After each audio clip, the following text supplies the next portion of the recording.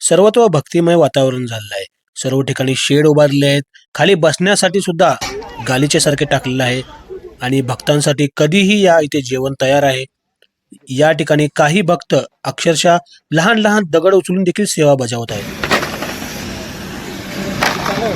हे चालू आहे बघा. बघा डिझेल पडला काका. बघा डिझेल पडला बघा. येथून पडलेले डिझेल आतमध्ये ब्लोअर आहे आणि या ब्लोअरच्या मोटर मार्फत अंडरग्राऊंड फेकलं जातंय. आतमध्ये आग लागते आणि समोर ही जी काईल आहे या कायलीच्या अंडरग्राऊंड खालून जाऊन त्याला आग लागते. तुम्हाला झूम करून दाखवत आहे मी डिझेल किती पडत आहे. समोर जी 4000 लिटर टाकी आहे त्यातनं डिझेल तिकडे येत आहे आणि भांड्यांची संख्या बघा. सेवेकऱ्यांसाठी सध्या असं एक मोठं किचन उभारलेलं आहे. नंतर अशा प्रकारचे 4 किचन उभारले जाणार आहेत. पाणी गरम करले. भांडी धुण्यासाठी एक रेडीमेड कॉन्क्रीटचा प्लॅटफॉर्म देखील तयार केला आहे आणि जिथे हात मी दाखवत आहे तिथे सांडपाण्याजवळ मगाशी मी गेलो होतो आधीच्या भागात, तिथे बगळे उडाले वगैरे, ते तिकडून सांडपाणी बाहेर काढलेलं आहे. अशा प्रकारे इथे चहाची व्यवस्था सर्व सेवेकऱ्यांसाठी केलेली आहे. एक मोठं किचन सध्या 1 महिन्यापासून तिथे काम चालू आहे, त्या सेवेकऱ्यांसाठी उभारण्यात आले. इथे पहा लेडीज या इकडे जेवण बनवतात. हे सेवेकऱ्यांचा दररोज मीटिंग होते. ठरलं जाते की कुठेपर्यंत काम आले आणि पुढे कशी उभारणी करायची आहे. या ठिकाणी तांदूळ, भात या सर्वांची पोती गोणी इथे ठेवली आहेत आणि ही जी टाकी आहे ही आहे डिझेलची टाकी 4000 लिटरची. याच्यातून 12 भांड्यांना डिझेल पुरवलं जातोय आणि अंडरग्राऊंड जाळ लागला जातो. त्यासाठी एक सेवेकरी इथे उभारला आहे की टाकी डिझेलचे, त्यामुळे काही व्हायला नको तिथे सुरक्षेसाठी. आणि लाईट अशा भरपूर लागलेल्या आहेत. मी जवळजवळ एका भागाजवळ उभारलोय.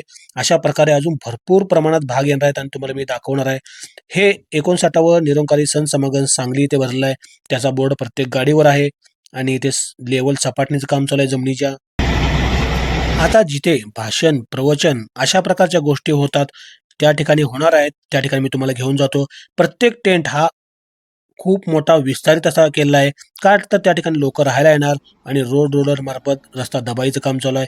या ठिकाणच्या उभ्या लाईनीच्या लाईट तुम्ही आता पाहिल्या. त्या ठिकाणी माताजींचे प्रवचन होणार आहे आणि प्रवचन लोक भक्तीमध्ये ऐकत बसणार आहेत. या ठिकाणी पहा मित्रांनो, प्रदर्शनी लागणार आहे. डॉक्युमेंट प्रदर्शनी निरंकारी सण समागमची. आणि ह्या लाईटिंगच्या लाईनमध्ये रात्री 9 नंतर माताजींचं ज्या सुदीक्षा जी आहेत महाराज त्यांचं प्रवचन आहे. आणि एका भाविकाचं मी केलेलं हे रेकॉर्डिंग ऐका मित्रांनो. या ठिकाणी उत्तर प्रदेशचे एक भाविक आले होते. त्यांना विचारू की हे मिशन काय आहे, कारण की आपण तर पहिल्यांदाच इतका मोठा कार्यक्रम पाहिला. ते पहा. है कहाँ भगवान है कि नहीं है?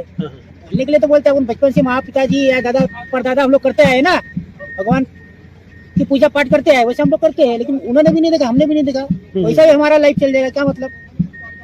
तो यहाँ पे तो 3 दिन बताते कैसा ऐसा 3 दिन में 3 दिन में बहुत कुछ बताते हैं, वही नहीं बताते हैं। कार्यक्रम अभी ये गेट है, गेट से आपको एंट्री फ्री रहेगा, लेकिन चेकिंग होगा। फिर उसके बाद में यहाँ पे देखो ये सब जो है ना, इस साइड में अपना ये रहेगा निरंकारी प्रदर्शनी, डॉक्यूमेंट्री, ज्ञान का, जैसे भगवान की प्राप्ति, ये सब फ्री। अंदर जाएंगे दर्शन करने, अंदर बैठ के सुनने के लिए कुछ पैसा नहीं, खाली सुनने बहुत कुछ सुनाते हैं, कविता, अभंग, और आप लोग में क्या बोलते हैं मराठी में?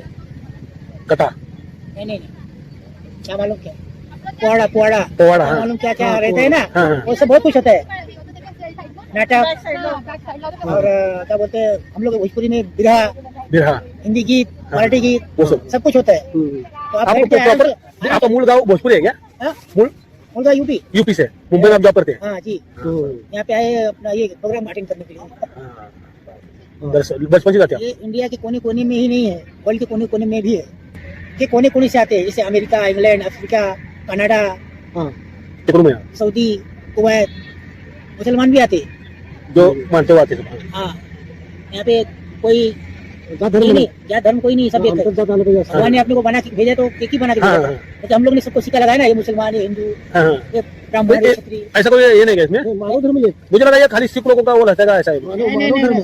मानव धर्म म्हणजे जेवढे जन्माला आले होते, मानव को प्यारा, एक दूसरे का बने सहारा। ऐसा है वे? ऐसा मुझे उधर लंगर का लिखा हुआ, मैंने लगा सिख लोगों का कार्यक्रम है ऐसा लगा। एक को जानो, एक को मानो, एक हो जाओ, ऐसा है कोई सगळ्यांसाठी, कोई धर्म वगैरह इसमें कुछ नहीं। उसमें कोई छोटा नहीं, कोई बड़ा नहीं, कोई गोरा नहीं, कोई काला नहीं। गोरा काला विदेशों में चलता है, हमारे यहाँ पे छोटा नीचा जात देखते इधर, लेकिन ये सब यहाँ पे सब माफ है।